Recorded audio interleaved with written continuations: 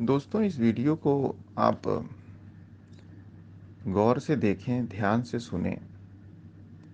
हैरान हो जाएंगे कि ग्राम पंचायत भवन में, जिसको सचिवालय का रूप 15 अगस्त के पहले दे देना चाहिए था, हम बहुत पीछे चल रहे हैं। कारण बहुत सारा है, जिसके लिए हम लोगों ने काफ़ी आवाज़ उठाई थी कि ग्राम पंचायत भवन को सचिवालय में तब्दील किया जाए। और पिछले 2 साल से हम चिट्ठी लिखते आ रहे हैं। जब सरकार के दिमाग में पंचायत भवन की ऐसी संरचना नहीं थी, तब हम लोगों ने इसके ऊपर संरचना अपने दिमाग में बिठाई थी कि पंचायत भवन को एक संसद भवन का रूप देना चाहिए। क्योंकि लोकतंत्र में, गांव की सरकार में, अगर लोकतंत्र को जिंदा रखना है तो उसके नियम के तहत, या तो पेड़ के नीचे, आप देखिए ग्राम पंचायत का जो लोगो है कि उसमें कुछ लोग पेड़ के नीचे बैठ के विचार विमर्श कर रहे हैं, इसको ही लोकतंत्र कहते हैं। जैसे आप अपने परिवार को भी एक संविधान का रूप दिए हुए हैं, जिसमें आपके नियम हैं। आपने उसमें परिवार के प्रति बहुत सारे नियम लगाए हैं कि औरतें खेत में काम करेंगी, खाना बनाएंगी, आप जो है बाहर का काम करेंगे, बच्चों को पढ़ाई लिखाई। तो आपने एक नियम बनाया हुआ है और आए दिन उस नियम को लागू करने के लिए परिवार पे डांटते रहते हैं, चिल्लाते रहते हैं और सबको अनुशासित करते हैं। तो वो हो गया संविधान। जहाँ विधान आ जाए, जहाँ अनुशासन आ जाए, जहाँ जहाँ पर आपने नियम लगा दी, तो वो विधान।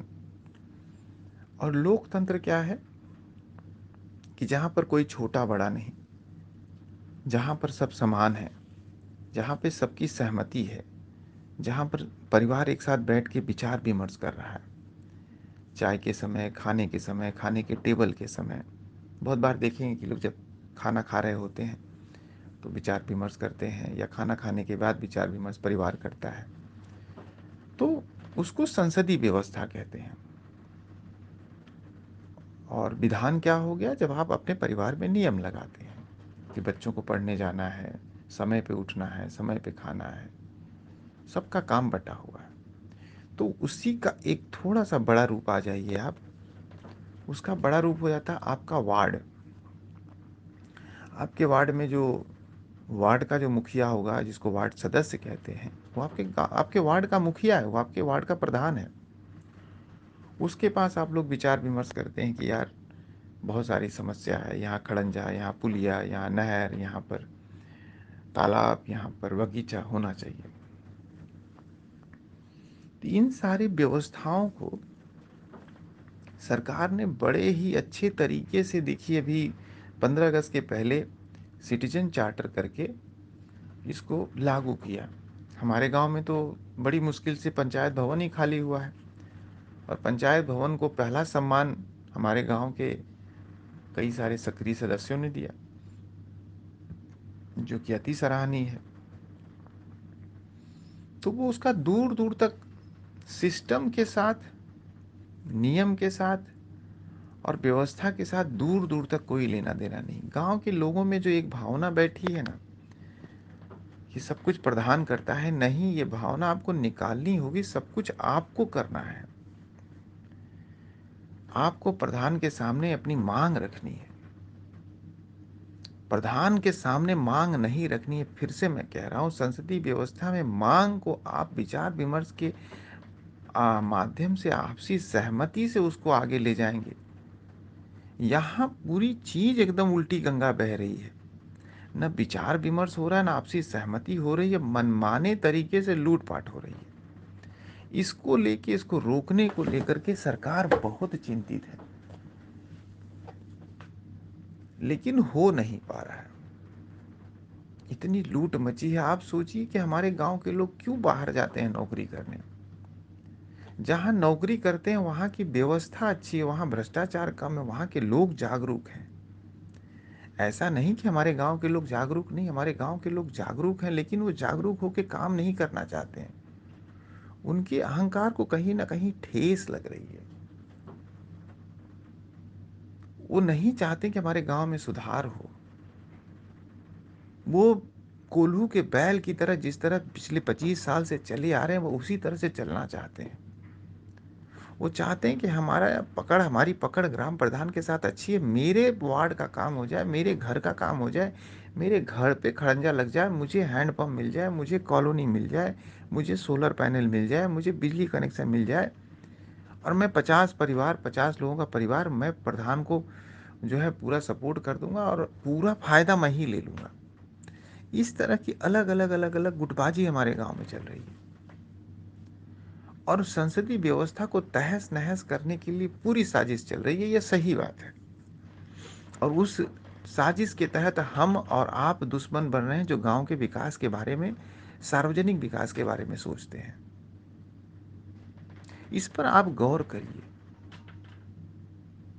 और रही बात, मैं भी आपके गाँव का एक छोटा कार्यकर्ता हूँ, मुझसे भी बहुत बड़ी अपेक्षाएँ न करें। हमारे सामने जो बातें आती हैं मैं उसको साधारण तौर पे कागज़ पे लिख के 2 लाइन लिख के भेज देता हूँ और ऐसे कोई बहुत बड़ा कार्यकर्ता नहीं हूँ। मेरी मुझसे भी अपेक्षाएँ मत करें आप। मैं भी बहुत सारे काम में व्यस्त रहता हूँ। इस काम से थोड़ा समय निकाल कर ऐसा लगता है कि मुझे उस गाँव के लोगों को अगर मैं जगा दिया और गाँव के कुछ लोग जग जाए तो काफ़ी कुछ बदलाव आ सकता है। बस इसी अपेक्षा से मैं इसमें लगा हूँ। इसको मेरा स्वार्थ समझ लें, क्योंकि मेरा भी घर उसी गाँव में है। मैं सोचता हूँ कि मेरा गाँव भी वैसा हो जाए जैसा शहर है, क्योंकि शहर ही इस गाँव का ही एक एक आधुनिक वर्जन है। गाँव में ग्राम पंचायत होती है, शहर में म्युनिसिपैलिटी होती है। गाँव में ग्राम पंचायत होती है, शहरों के स्कूल म्युनिसिपैलिटी स्कूल होते हैं, गाँव के प्राथमिक विद्यालय होते हैं, शहरों में म्युनिसिपैलिटी हॉस्पिटल होता है, गाँव में प्राथमिक चिकित्सालय होता है, शहर में म्युनिसिपैलिटी भवन होता है, गांव में पंचायत भवन होता है। तो बस उसी का एक एडवांस वर्जन है जहां पर हर काम पूरे पूरे लगन के साथ, ईमानदारी के साथ लोग करते हैं, करवाते हैं।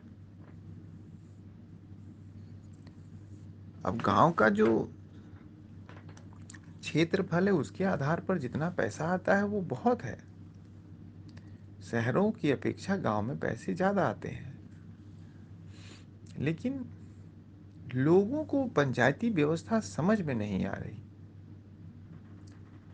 कल आखिरी तारीख थी हमारे पंचायत भवन को आधुनिकीकरण या वहाँ पर सिटीजन चार्टर लागू करने का, लेकिन आज भी हमारे ग्राम सचिव ब्लॉक पे ही जाके बैठना चाहते हैं क्योंकि वहाँ पर उनको कट अच्छा मिलता है।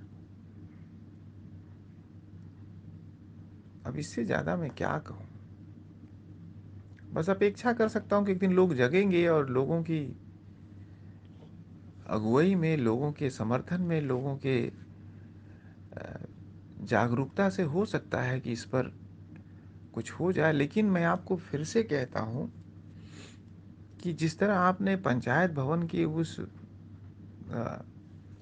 ध्वजारोहण को आपने पहली बार अंजाम दिया, बहुत छोटा सा काम था, ठीक वैसा ही ये बहुत छोटा काम है कि आपको संसदीय व्यवस्था लानी है, आपको विचार विमर्श करना है वार्ड सदस्यों को लेकर के। जो वार्ड सदस्य सक्रिय नहीं हैं उनके परिवार के लोग आगे आ जाएं, उनकी तरफ से आ जाएं, जैसे प्रधान की तरफ से उनका बेटा सब कुछ करता धरता है। बट कुल मिला के पैसे की लालच अगर ज़्यादा हो जाए तो भ्रष्टाचार अपनी चरम सीमा पे पहुंच जाता है। और कहाँ कम कहाँ हो रही, लोगों की लालच कम नहीं हो रही है। वो चाहे ब्लॉक हो चाहे ग्राम पंचायत हो, लेकिन लोग थोड़े सख्ती से पेश आए, एकजुट होके पेश आए।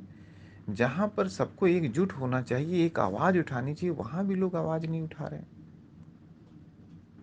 आपका आपसी मतभेद होगा, आपस में पड़ोस में सड़कों में रास्ते को लेकर के आपसी मतभेद होगा, लेकिन उस आपसी मतभेद को आपको मिटा करके गांव के विकास के लिए एक आवाज में आपको आना चाहिए।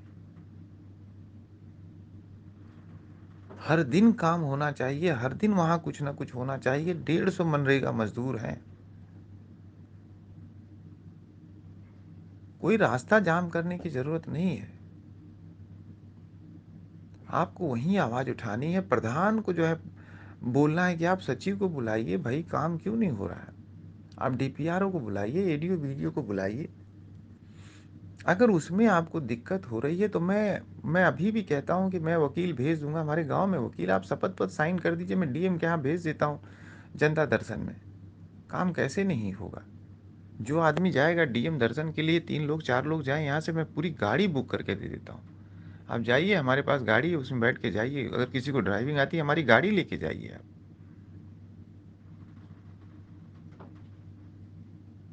मैं पेट्रोल भी भर के दूँगा, मैं यहाँ तक आपको कह रहा हूँ कि हमारी गाड़ी लेके आप जाइए। आप जाके जनता दर्शन में अपने आवेदन दे के आइए कि हमारे गाँव में कोई काम ही नहीं हो रहा है। और आप सिटीज़न चार्टर की बात करते हैं, 15 अगस्त के पहले इतनी सारी सुविधाएँ हमारे गाँव में होनी चाहिए।